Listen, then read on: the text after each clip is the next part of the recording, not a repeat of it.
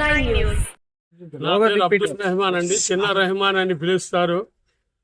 మనం ఈరోజు ముఖ్య ఉద్దేశం ఏంటంటే ముస్లిం యంగ్ మెన్ అసోసియేషన్ ఆధారంలో ప్రతి ఏడాది మనం ఒక 16 సంవత్సరాల నుంచి ఫ్రీ మెడికల్ క్యాంప్ అసోసియేషన్ ద్వారా ఉచిత మెడికల్ క్యాంప్ అంటే ఖత్నా, సుల్తీ ఖత్నా అనేది ముస్లిం పిల్లలకి ప్రతి ఏడాది మేము అసోసియేషన్ ద్వారా చేస్తుంటాం. 16-17 సంవత్సరాల నుంచి చేస్తున్నాం.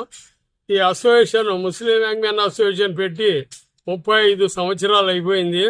ఈ కార్యక్రమం మట్టికి 16-17 సంవత్సరాలు చేస్తున్నాం.